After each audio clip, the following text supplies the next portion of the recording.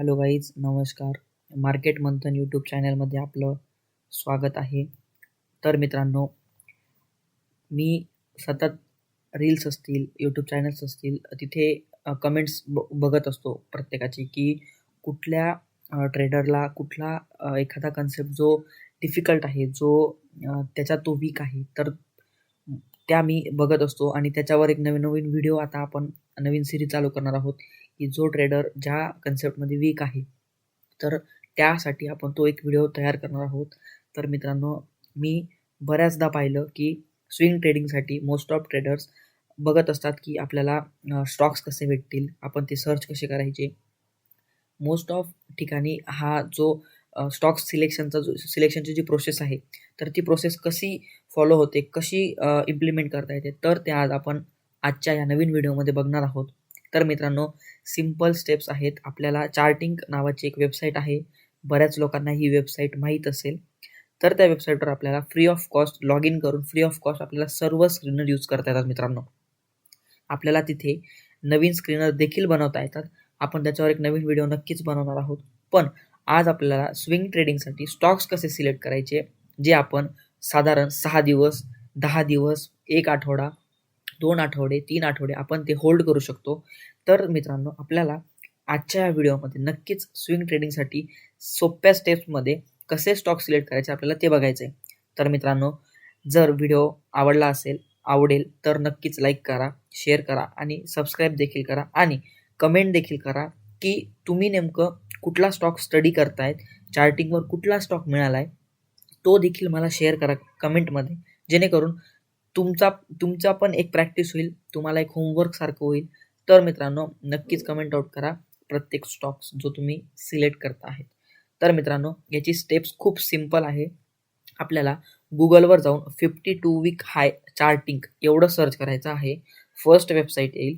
First website आल्यानंतर आपल्याला अशी एक विंडो ओपन होईल. ठीक, याच्यामध्ये मित्रांनो 52 वीक्स हाय असा हे स्क्रीनर आहे. या स्क्रीनरमध्ये साधारण 1 वर्षाच्या रेंजमधील जे स्टॉक्स आहेत आणि ते रिसेंट आज उद्या ते आपल्याला ब्रेकआउट करताना दिसत आहेत. तर त्या आपण इथे आपल्या वॉचलिस्टमध्ये ॲड करणार आहोत आणि त्यांना आपण वॉचआउट करणार आहोत. तर बेसिकली ह्या स्क्रीनरचा हा उपयोग आहे, 52 वीक्स हाय स्क्रीनर. तर गुगलवर एवढं सिंपल सर्च पण केलं, 52 वीक्स हाय चार्टिंग एवढंही टाकलं तरी आपल्याला फर्स्ट वेबसाईटवर क्लिक करून त्याच्यानंतर आपल्याला स्टॉक्स येतील. हे स्टॉक्स ऑटोमॅटिक फिल्टर होऊन येतात. तर मित्रांनो, हे स्टॉक्स आहेत, ह्या स्टॉक्सवर आपल्याला अभ्यास करायचा आहे. ठीक आहे, टोटल साधारण 40 स्टॉक्स आहेत मित्रांनो. 20चं पेज असतं, तर तुम्ही याला 50-40 पण करू शकता. ठीक, ते टोटल स्टॉक्स तुम्हाला इथे दिसून जातील. आता मित्रांनो, सगळ्यात सिंपल कन्सेप्ट काय आहे, सगळ्यात सिंपल गोष्ट काय ते तुम्हाला सांगतो. या ठिकाणी मित्रांनो इथे आपल्याला म्हटलेलं आहे की इथे असतात चेंज ऑफ पर्सेंटेज. ठीक आहे, तर या आजच्या दिवशी, ठीक आहे, आजच्या दिवशी हा स्टॉक 4.99% अप साईडला त्याने मूव्ह केलेला आहे. म्हणजे तो 52 वीक हाय पाशी होता. जर तुम्ही हेच स्क्रीनर काल रन केलं असतं तर तुम्हाला हा स्टॉक तिथे दिसला असता. ठीक आहे, हा स्टॉक दिसला असता, मग तुम्ही याला वॉचलिस्टमध्ये ॲड केलं असतं. वॉचलिस्टमध्ये ॲड केल्यानंतर तुम्ही आज हा स्टॉक्स ब्रेकआउट तुम्ही आज तुम्हाला मी लाईव्ह एक्झाम्पल पण दाखवतो की नेमकं स्टॉक्स ब्रेकआउट कसा होतो, कशी एंट्री करणार आपण ते सुद्धा बघू. तर 4.99% हा स्टॉक्स आज अपला गेलेला, अप्पर सर्किट मारलेला आहे. तर मित्रांनो, आपण हा स्टॉक नक्की बघू. वेनस, एकच मिनिट.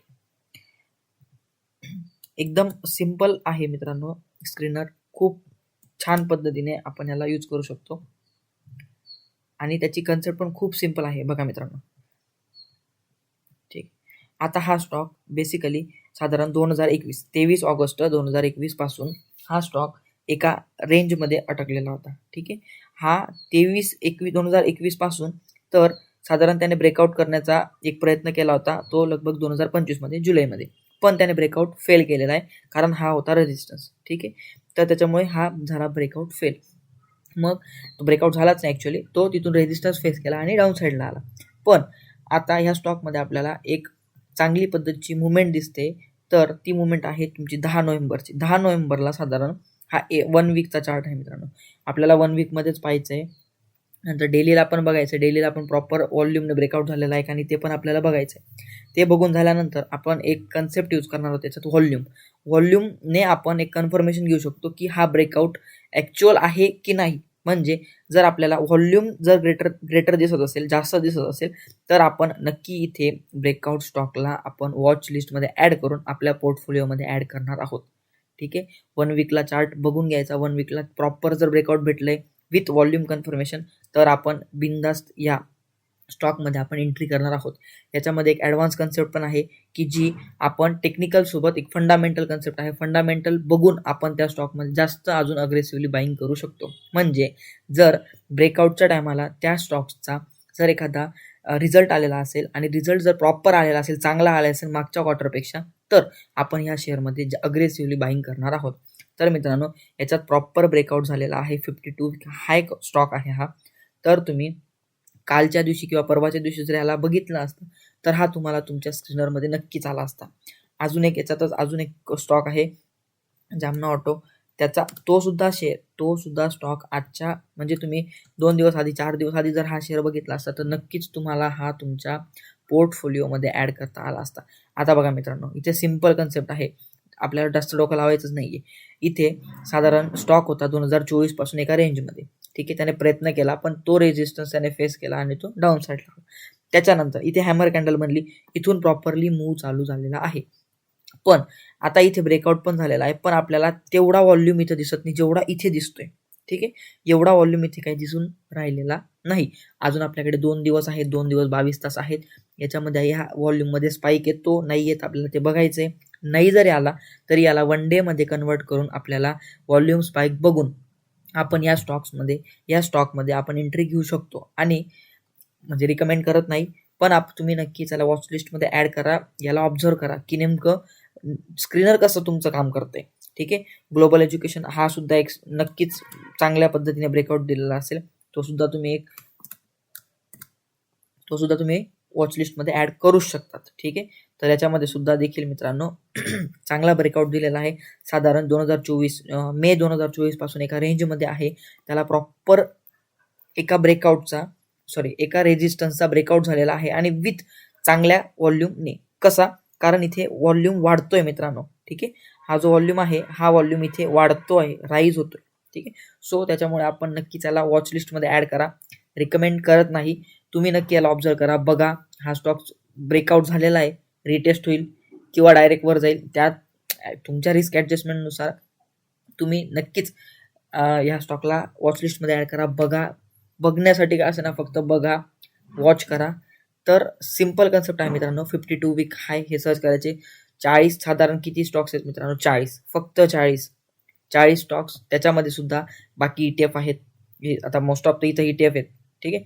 तर ते ETF आपल्याला बघायचे नाही आहेत. लॉंग टर्मसाठी ते ETF तो आपण पण अजून एक ETFचा पण एक कन्सेप्ट आपण व्हिडिओ आणणार आहोत.